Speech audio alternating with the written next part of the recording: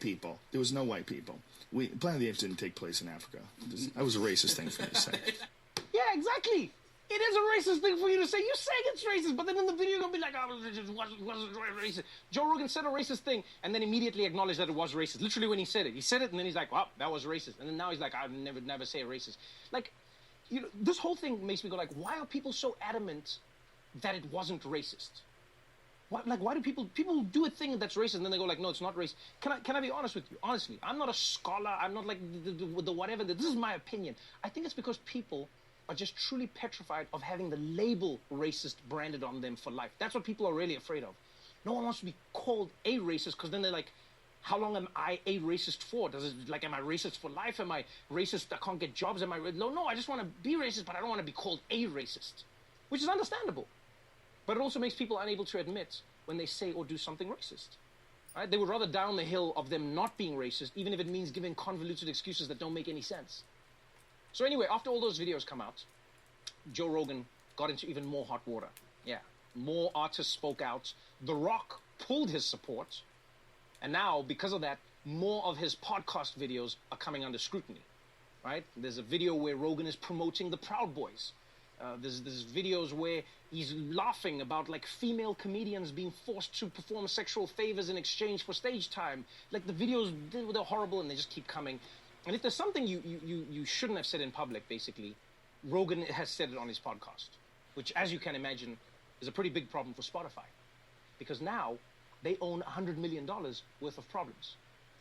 So this weekend, after dealing with all the episodes with vaccine information, Spotify was now scrambling to take down all the offensive episodes that they could find. In fact, I think we have some footage of Spotify headquarters over the weekend. We are taking heavy fire. I need you to delete those podcasts. We're deleting them as fast as we can. We're still getting backlash from the vaccines. I can't make it stop. New reports of misogyny are popping up everywhere. Sir, incoming Planet of the Apes story.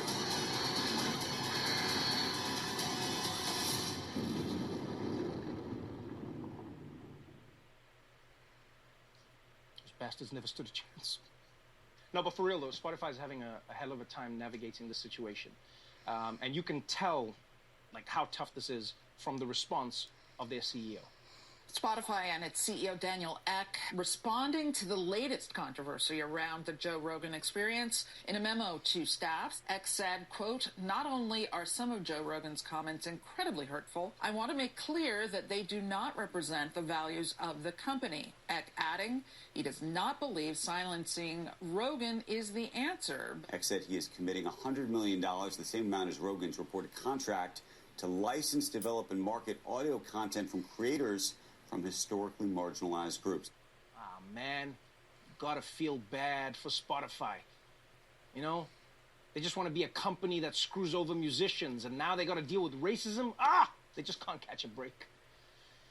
But yeah, Spotify will spend Joe Rogan's exact salary on amplifying the voices of marginalized groups. That's what they say they're gonna do, which I guess is supposed to make them look good, but it's also kind of an admission that Rogan's podcast is bad for those groups, right?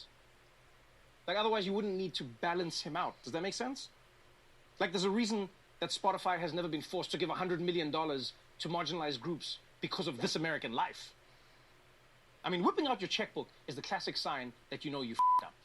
It's not real accountability. It's how rich dudes get out of car accidents when they know that it was their fault. You know, it's just like, wow, looks like I really wrecked you there. So how much does a new kid cost these days? 2 million? 3?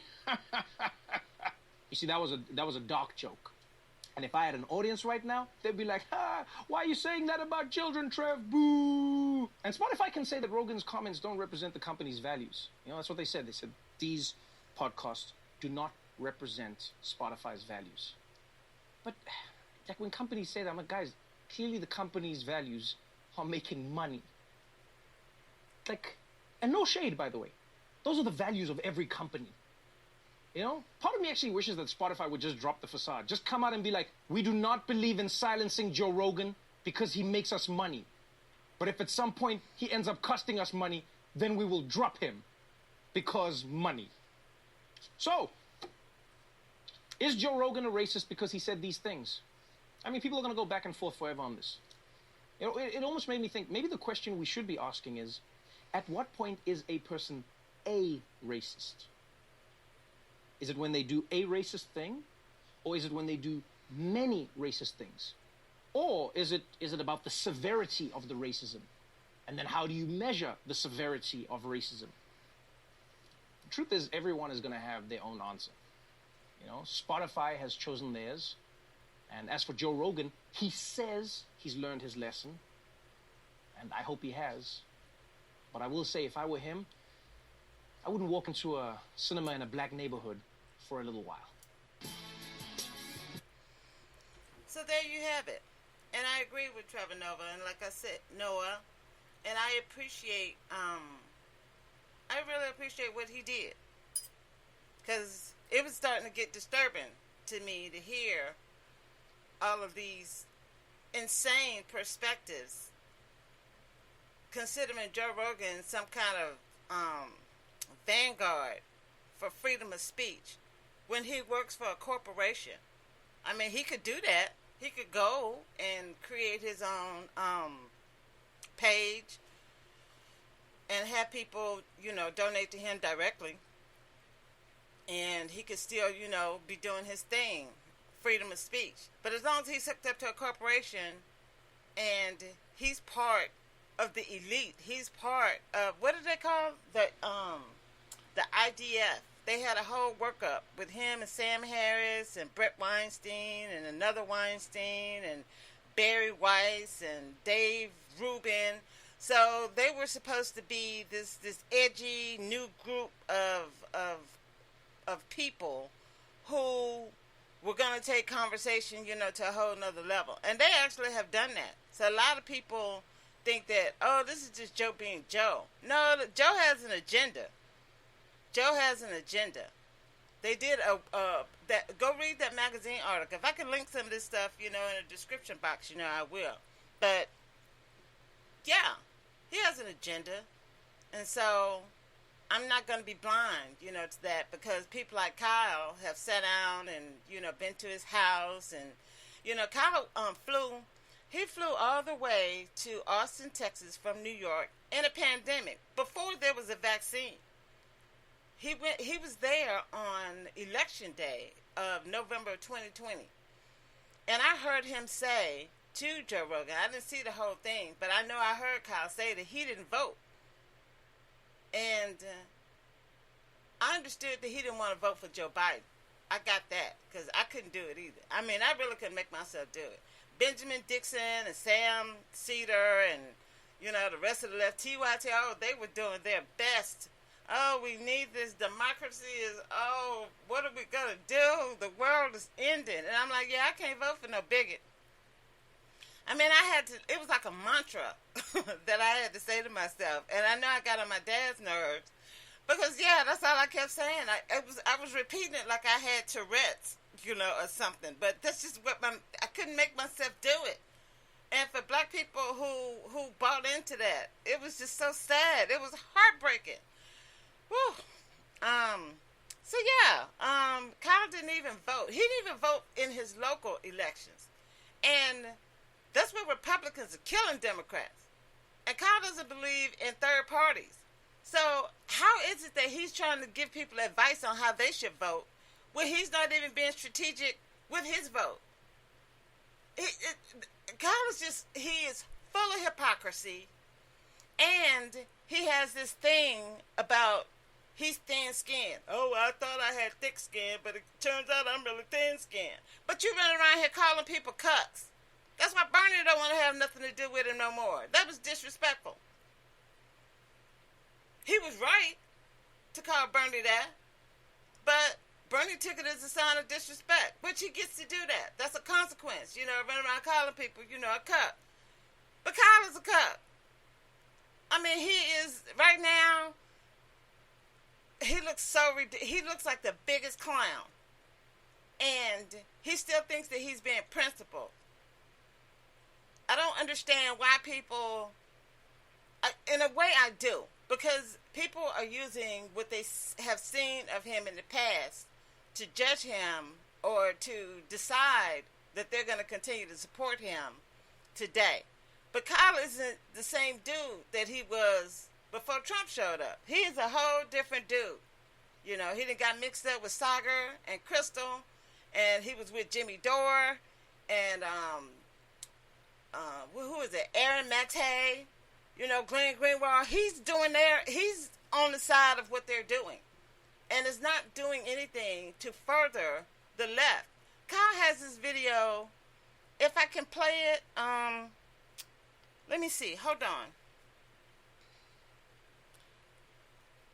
My computer is free. Okay, hold on. Anyway, yes, don't be a partisan tribal hack. Work with people as long as they actually agree with you, okay? Sometimes these people on the right say something and they don't really mean it.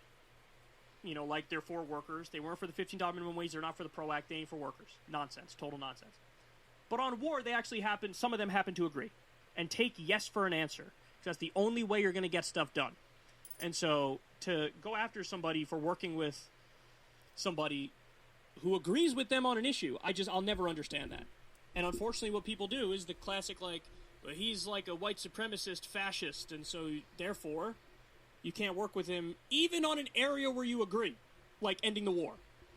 They think Roe is like approving of the fascism by working with him on ending war, and I think that that's a preposterous argument. Because, you're validating him, or whatever, phrase they use, and it's like, he's a congressman. He's already validated no matter what Ro Khanna says or does. So, if you're actually going to work together for positive ends, Bernie Sanders used to work with Ron Paul all the time on areas where they agreed, like civil liberties and like war, and like drugs. Take yes for an answer when somebody agrees with you. That's how you get shit done. But see, again, you have to actually want to get shit done. And a lot of the people who are getting mad at Roe don't care about that. They care about their personal purity and virtue signaling all day, and it's useless.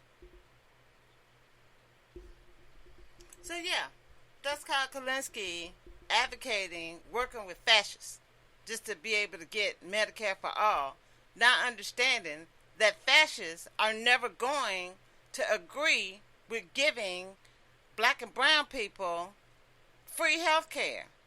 You can't negotiate with fascists. That's what happened in World War II Germany. I invite you guys to go back and listen to the episodes that I did about what can we learn from World War II Germany. There's a lot of stuff back there that people are ignoring. People like Kyle. Kyle is really stupid about history. He thinks that he understands a lot. So he opens his big mouth and he really talks about a lot of things that he's ignorant of. He needs more information. So Germans, regular, everyday Germans, who wouldn't consider themselves murderous, maniacal POSs, eventually ended up succumbing to what the Nazis, had going on. So even though they didn't consider themselves Nazis, they were still Nazi adjacent because the Nazis actually gave them social programs. You go back and look at what Hitler, did for the people. These were people who were coming out of World War I, and they had to pay for the war that they caused. And then they got mad at Jews, at rich Jews, who encouraged Britain to stay in the war because from what I remember is that there was an opportunity in World War I for Britain and Germany to halt the war. But then Britain got this influx of cash from rich Germans, from rich Jews who wanted Palestine. They wanted to be able to go back and make a claim to the Palestinian land so that they could create a Jewish state. And so German people found out about what they would consider, backstabbing.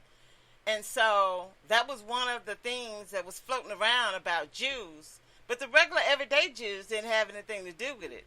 It was rich Jews, who were doing that. Same thing that's going on right now with the elite, how they mess around and help cause wars and stuff so that people like Elon Musk can go into a mineral-rich place and get all the stuff that they need to go and make